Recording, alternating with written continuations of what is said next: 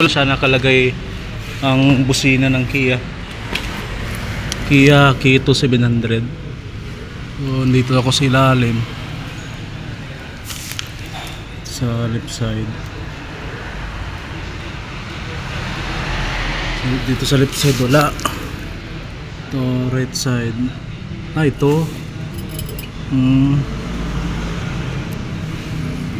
pala yung busina. Sa ilalim yung busina ng Kia. Isa. Yung piraso lang kaya yan. Hanapin ko pa kung meron. Wala na pala. Ayaw na kasing tumunog. Chinik ko na yung fuse. Okay naman.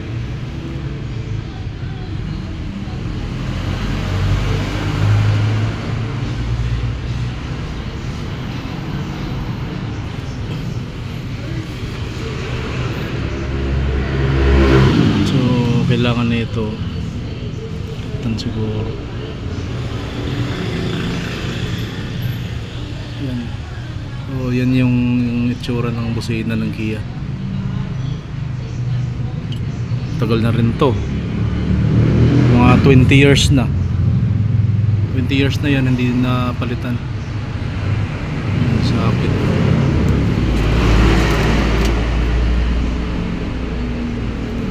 Wala naman yatang problema sa wiring.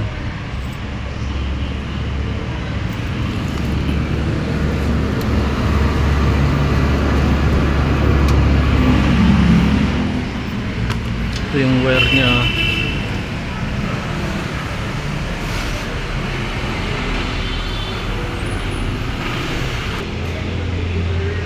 Try ko siyang baklasin gamit itong 10-11mm. Try ko lang kung kasukat. Yun, sakto 10mm.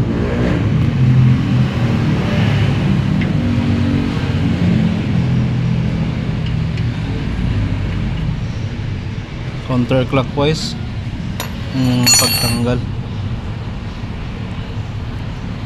Tapos yan.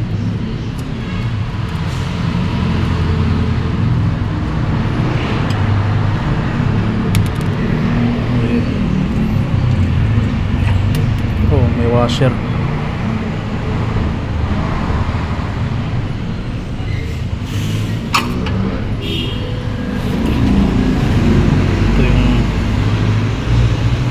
Ito yung kanyang busina. Ito yung likod. Ito yung harap. Ito yung kanyang wiring. Madali lang din siyang tanggalin. So una medyo may kailangan may puwersa kasi 20 years na to dito. Hugutin niya lang ganyan.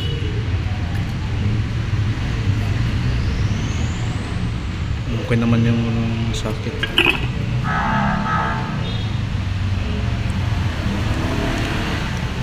Luma na siguro, sa kalumaan na siguro dahil kaya hindi na siya gumana.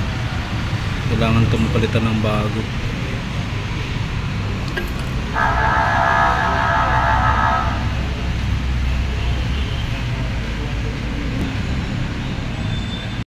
Ito yung busina ng Kia, nilinisan ko. May nakalagay na sign ng Kia tsaka Hyundai. Sabihin pang Hyundai, pang Kia to. Meron siyang serial number yata ang tawag dyan. Sa likod meron din nakasulat. Ayan, 12 volts V3, 12 volts 3 5A110 dB, 110 decibel yata.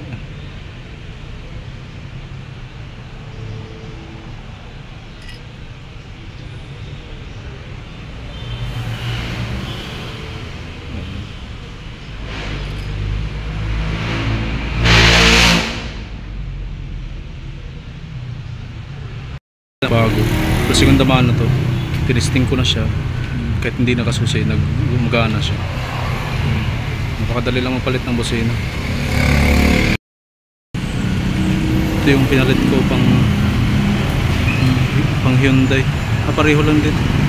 Kia pang Hyundai. Maliit lang siya.